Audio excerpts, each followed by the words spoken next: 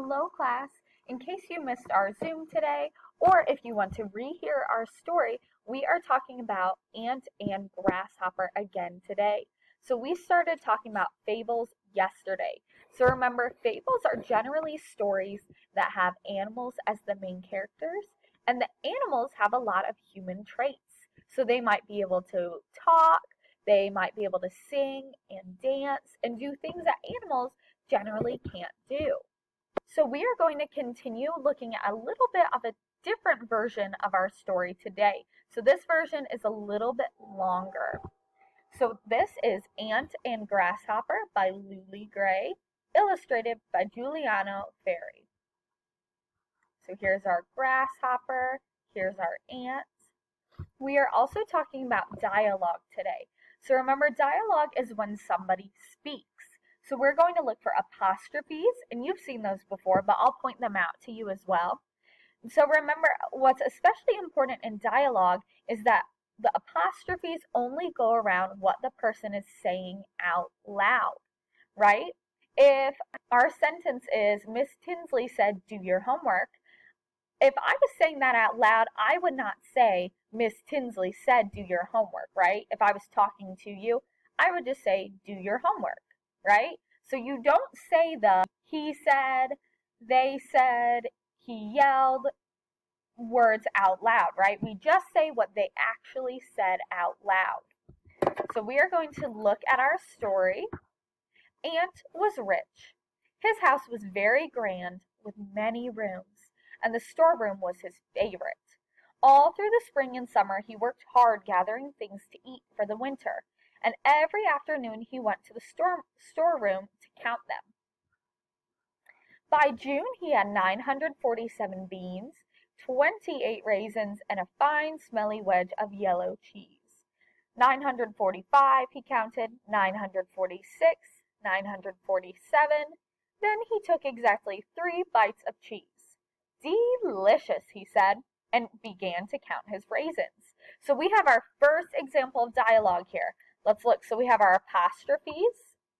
So in our story, all he's saying out loud is delicious, right? He's not in his house saying delicious, he said.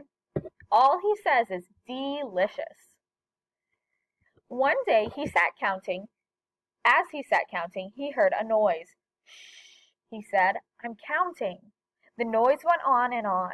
Ant opened the door, and there on his lawn stood a grasshopper, playing a fiddle.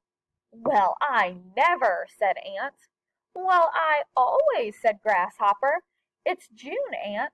The sun is warm, the sky is blue. Come out and dance. I'll play for you. Humph, said Ant. You should be storing up food for the winter, not fiddling around wasting time. So we have a lot more dialogue on this page, right?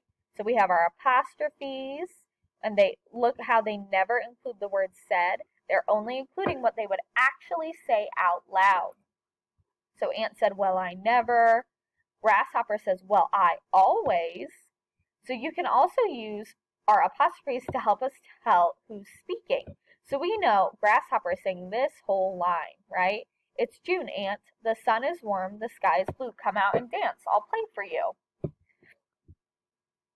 All summer long, Ant worked hard. Every afternoon he counted his beans and his raisins and his cheese. And all summer long he heard Grasshopper playing his fiddle and singing. Sometimes the music got into Ant's head and made him lose count.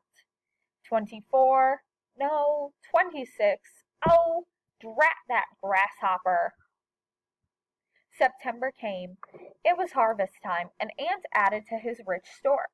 He had 604 kernels of corn, 72 peanuts, and a piece of ham bigger than he was. Delicious and nutritious, he said. Come, ye thankful creatures, come sing a song of harvest home. All is safely gathered in ere the winter storms begin, sang Grasshopper, peeking in the window. Oh, hush, said Ant, yanking down the shade. October came with bright leaves tumbling on a breeze. They carried a promise of winter.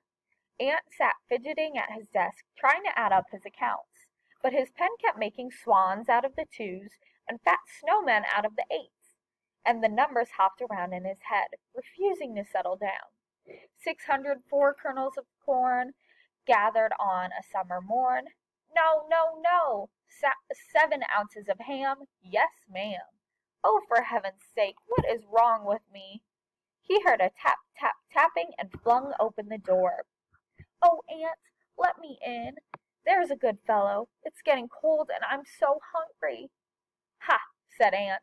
I knew it was you with your fiddle-dee-doo.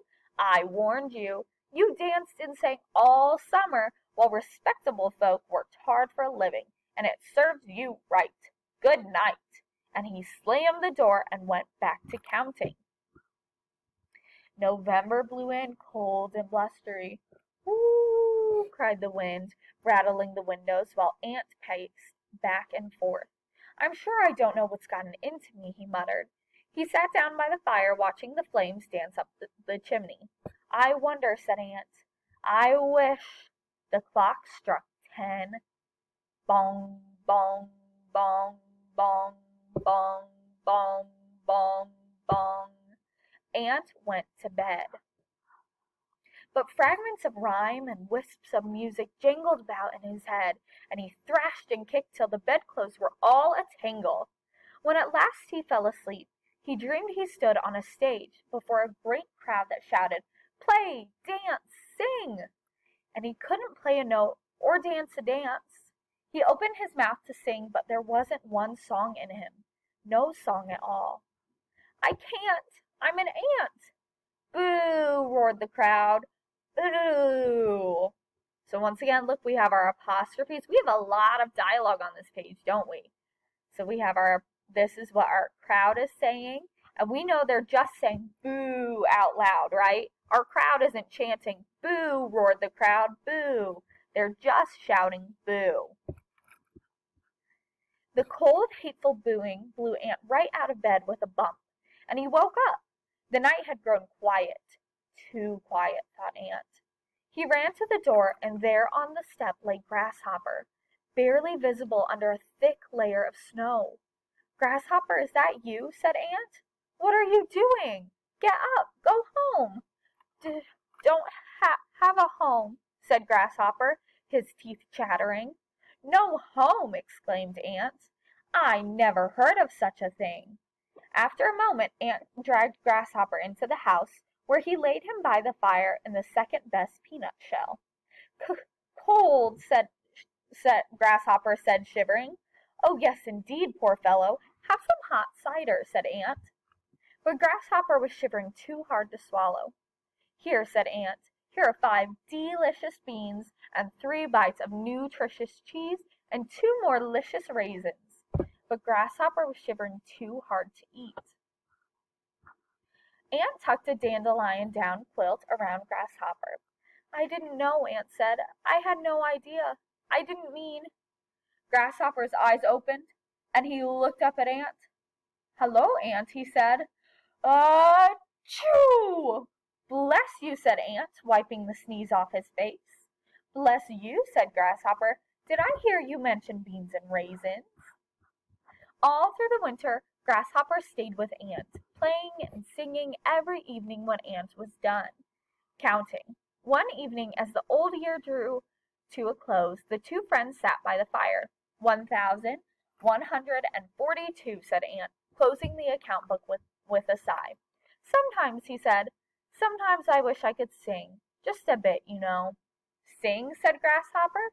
Anyone can sing, but working hard and counting are splendid things. Why, you've saved my life with your 11 jillion beans, raisins, and corn. 1,142, actually, said Ant, including peanuts. But anyone can count. Not me, said Grasshopper. He played a chord on his fiddle. Do you know, Here We Come A-Waffling? He sang it 3 times through, and then, rather shyly, and to tell the truth, quite off-key, Ant joined in. Here we come a-waffling with syrup and with jam. Here we come to dance a jig and eat a lot of ham. Pizza joy come to you, made of pickles, mice, and glue, and we wish you and squish you a happy new year, and we wish you a happy new year. I wish I could sing like you, said Ant. I love the way you sing, said Grasshopper. I wish I could count. Oh, Grasshopper, said Ant. Everybody counts. The end. So we know in fables, they always have a lesson. So that's something that tells us what can we do to be better people, right? It's something that applies to everybody. So I want you to think, what might our lesson be that we just read in this story?